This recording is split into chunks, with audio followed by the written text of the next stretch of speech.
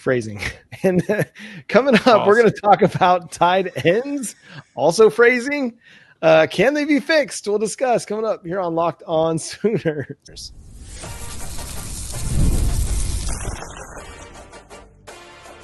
You are Locked On Sooners, your daily podcast on the Oklahoma Sooners. Part of the Locked On Podcast Network, your team every day.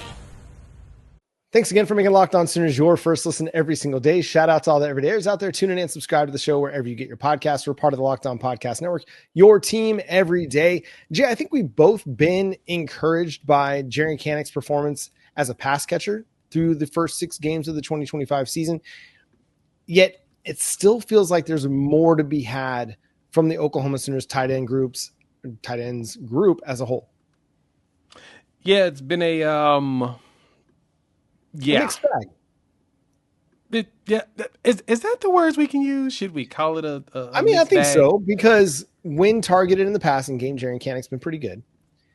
He just needs to figure out how to block. And I, for one, am willing to give him some grace, because as I've said on the show before, has he ever in his life been asked to block somebody? No, actually, he has not. I guarantee that even in first and second grade football, that he was one of the most athletic kids out there on the football field and was not playing offensive line in Pee Wee football. So this is the first time that he's ever been asked to really block somebody. And yes, he's got to get better at it. And I'm not going to sugarcoat that at all, but it's not like he's been playing the position for 4 years and can't block anybody. Yeah, he has not been asked to block, and now he's being forced to try to figure that out, in which he does a good job of getting in the way. Again, This goes back to the first segment. I would like for our tight ends to just be in the way. And so in this point, the easiest way to fix your tight end situation, I mean, one, you do have a true freshman named Trynae Washington that I would like to see get some time and let him figure it out. He's got the size. I mean, he's like 240, so he's a big boy. I would like for us to actually spread out the offense, just go 4 wide all the time. Like if you play NCAA, if you play college football, 25 or 26, usually when you run that spread offense that they have on there, the tight end is always like spread out. It's either 2 wide, 2 tight ends bunched in, or when they do a spread, they have like a tight end out there as a slot receiver. That's what we need to do. Just do that. Stop trying to make these tight ends block. Like it's getting old. It's getting annoying, because it's unfortunate that none of them can do it. They brought in Caden Helms, who had some moments, but then he was bad. You bring in Carson Kent, bad. Will Huggins went in there, bad. And it's like the one that can block, I think Huggins and Kent have moments where they can. Well, Huggins can block. He can't catch. Kent can catch, and he kind of can block sometimes. But Kanak is your most dynamic dude. So to me, put him on the slot, man, and just have him go out there and catch passes, or have him do a crackback and just get in the way. And he's good at cracks. We saw him even crack the linebacker for Michigan. Can't think of the kid's name on top of my head right now. The really good one, but he cracked him on a run, and he got leveled a little bit. But because he bounced and was in the way, dude couldn't get to Mateer, who ran it up the side and was good to go. That's what you need to do. Yeah, put Jaren Kanak out in the slot. Don't make him play an inline tight end position. He's not big enough. First of all. Like, he's not a 250 guy, a 240 guy. He's like 230 probably. Or run him as that traditional H-back style. Like, have him motioning across the formation behind the offensive line. Use him that way, where he can get a little bit of a head of steam, and he's not having to fire off the line of scrimmage to try and block defensive ends or climb to the second level and get to the linebackers.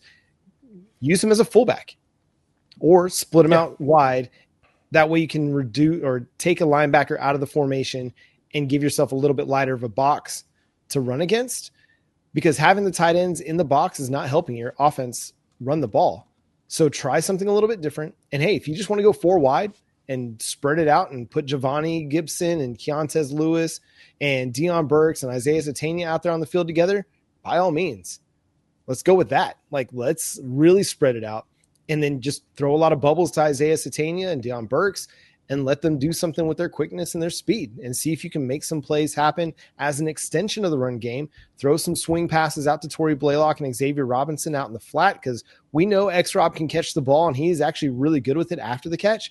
So get him the ball out in space and let him go run over some cornerbacks. Like, there are ways that you can create some easy plays that pick up some yardage for you that aren't just pounding it up the middle.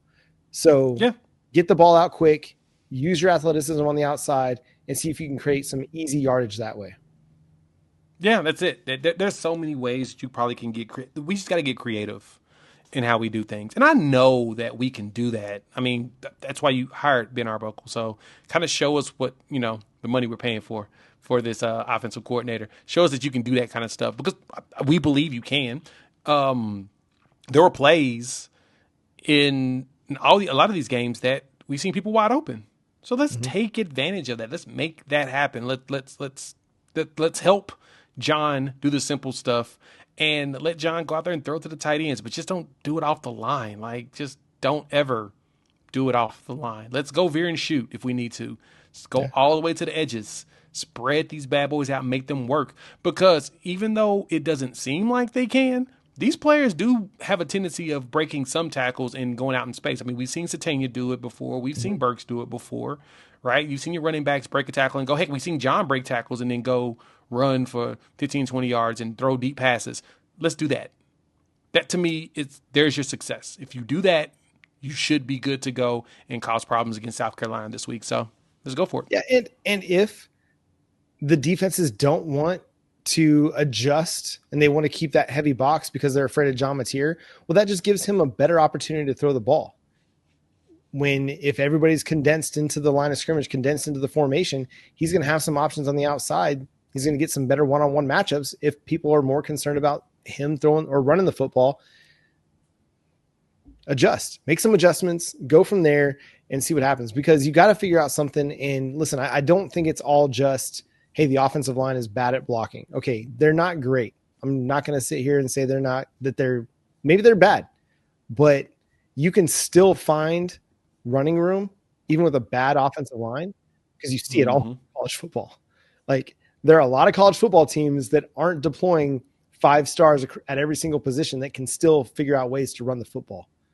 Yeah. For some reason, Oklahoma can't this year. So again, that comes back to our first segment, Jay. Commit to the run game. Actually commit to it. Don't go away from it just because you only got a 2-yard run on 1st and 10. Yeah. I agree with you there. We need to go ahead and just do that. Get her done, guys. Just get her done. Yep. All right, and that's going to do it for today's episode of Locked On Sooners. Thanks so much for tuning in, being a part of the show. Subscribe to the show wherever you get your podcasts. We're free and available on all podcast platforms and on YouTube. Hit that subscribe button. Hit that notification bell to let you know when new episodes drop. Make sure to subscribe wherever you get your podcasts. We're free, and we're available on every podcast platform. Follow Jay at Unfair Sports. Go check out his channel, Unfair Sports, over on YouTube. You can follow me at John9Williams and read my work covering the Sooners over at SoonersWire.com. The show is at Locked On Sooners on all of your favorite social media platforms. But until next time, he's Jay Smith. I'm John Williams. We'll talk to you then. Boomer Sooner. It's going to be fun playing the real USC this week.